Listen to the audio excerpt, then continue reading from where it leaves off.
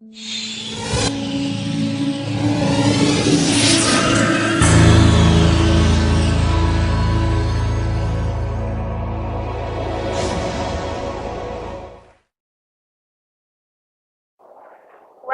TED Talk. My name is Rowena, and I'll be your TED commentator today for Michael Sandel's talk on why we should entrust markets with our civic life. According to Michael Sandel, a Harvard University professor and political philosopher, in the past 3 decades, we have been quietly shifting from having a market economy to becoming a market society. Well, you might ask, what's the difference between the two?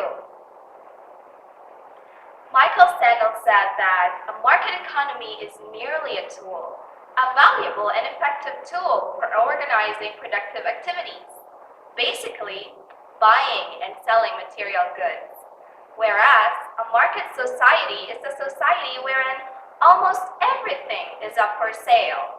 Nowadays, there are still some things that money can't buy, but they are only a few. Many social goods and practices, such as learning, reading, education, and even healthcare have price tags on them. He also mentioned that there are 2 things that we need to worry about having a market society.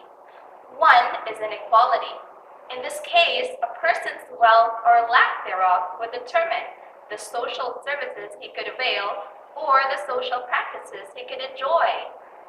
The second, attitudes and norms resulting from social goods and practices, which are supposedly worth caring about, crowd out when market thinking and market values enter. So, when rich people get sick, they can avail of the best healthcare services. Private, air-conditioned hospital rooms coupled with a very accommodating healthcare professionals who attend to their every need.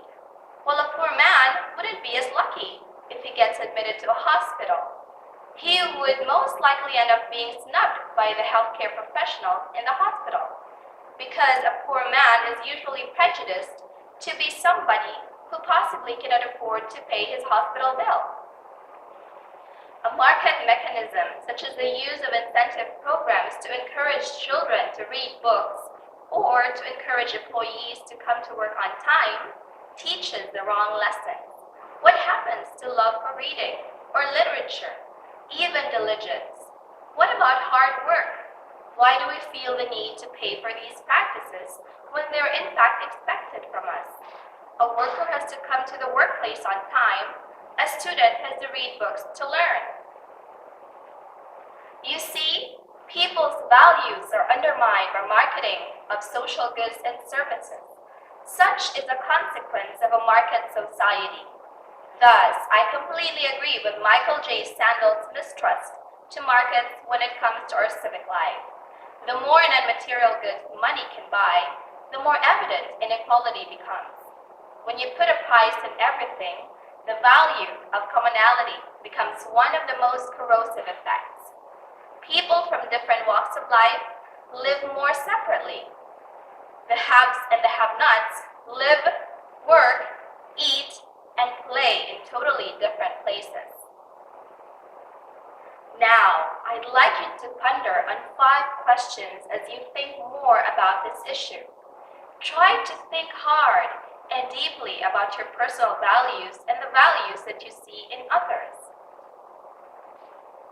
So, here are my 5 questions. Number 1, do you think a market economy is better than a market society?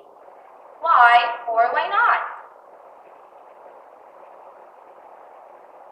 Number 2, should markets play a role in our personal relations? Why or why not? Number 3, what factors should be considered and how should we decide which goods could be bought and sold? Number 4, should markets have moral limits and until where should money's grit run? Number 5, is our freedom impaired due to having a market society? If yes, in what way? In the end, what we really need to ask ourselves is whether or not we want to live together as a society that enjoys the same moral and civic goods that money cannot buy.